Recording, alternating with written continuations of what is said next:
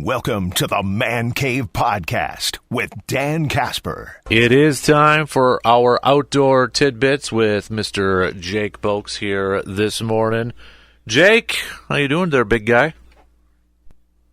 I am doing good. It's, like I say every week, it's another good Thursday morning, a little bit cloudier, but it's a good week. It's a good day. Absolutely, man. So I know we had a couple really hot days the other day, but now temperatures starting to cool down here a little bit and such, and it sounds like it's going to be a absolutely gorgeous Labor Day weekend. Is it pretty, Labor Day week? I know a lot of people have off on Monday, but is it one of your busiest weekends as a conservation warden for Labor Day weekend? Well, it's definitely busy.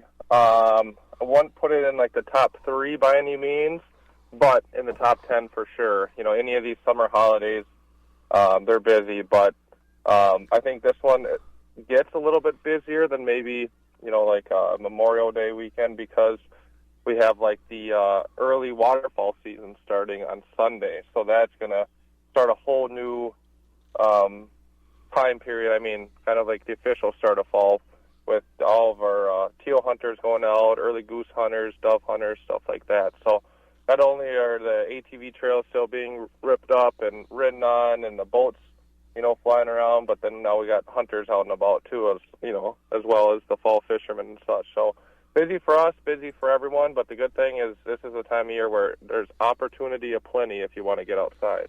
So give us a little bit of a preview. You mentioned, teal season and the early waterfowl season, maybe just kind of some reminders for everybody who may be partaking in that. Yeah, so, this early waterfowl season, early teal season kind of started, I think, 4 or 5 years ago now. They were supposed to, I think they did it with like a 3-year test pilot, and everyone kind of liked it, so it continued going. But the important thing is, it's called early teal season, not early duck season. So you can get out there starting Sunday and hunt teal, blue wing, green wing. I don't think you're going to see any cinnamon teal, but teal only. It's not open to mallards. It's not open to wood ducks, which are the 2 ducks we see most people shoot either intentionally or accidentally during this time period. So teal season's open.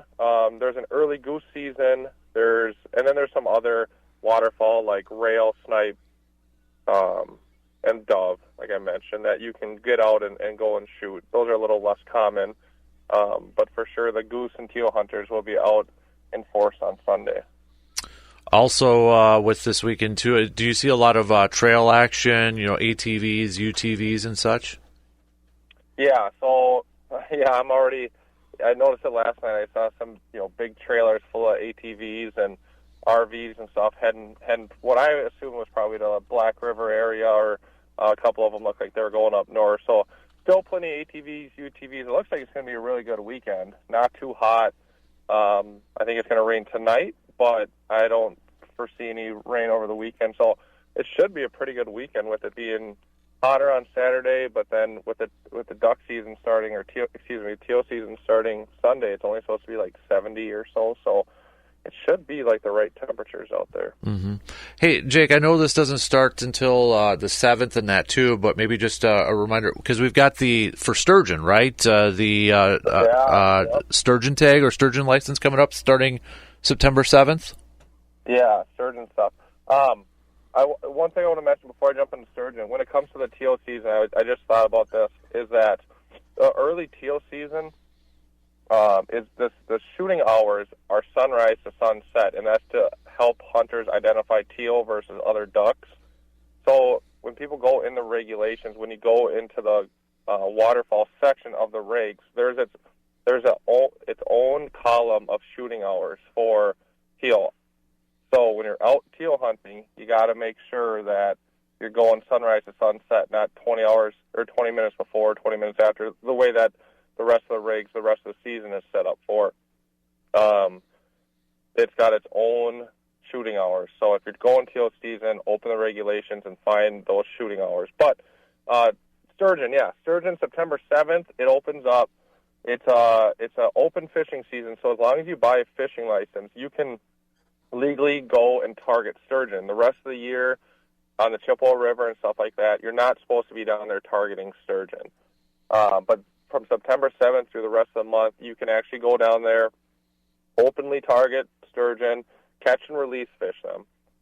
There is a harvest season, or you can harvest one. It has to be 60 inches over here on the Chippewa River.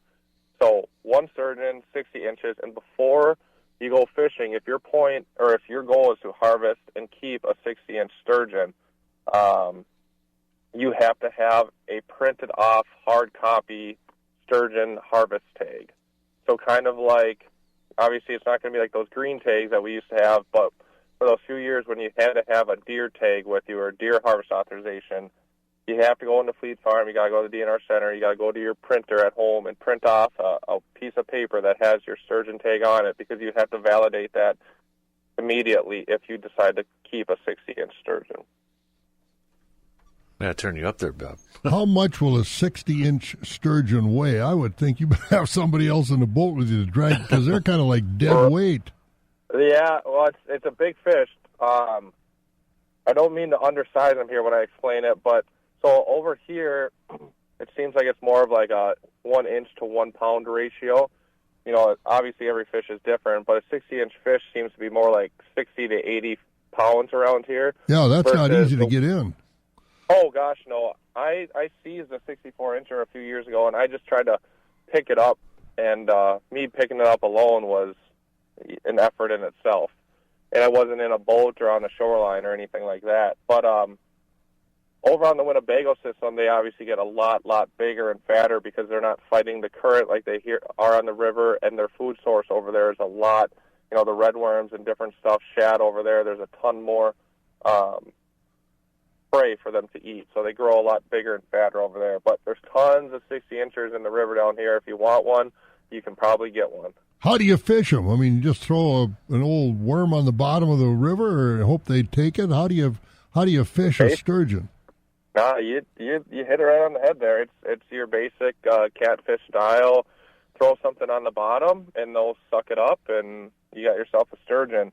It's the reason so many people unintentionally catch them when they're fishing for catfish, or they're fishing for even bass or this or that. If you have something going along the bottom or sitting on the bottom, you're likely to get a sturgeon, because they just kind of go around and suck up whatever they deem edible. Hey, Jake, speaking of sturgeon, and I don't know if it would affect this area much, but some are tagged, right? So if anybody has a tagged one, is there different protocols for that?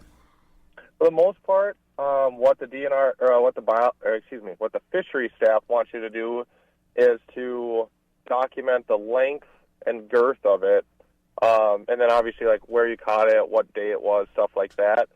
On those tags, so if you look at those sturgeon, on those tags, there should be like an email address or a phone number, and that's where you would report the information to. So you don't need to like take the fish or take the tag off the fish or anything like that. Just find out what it says on there.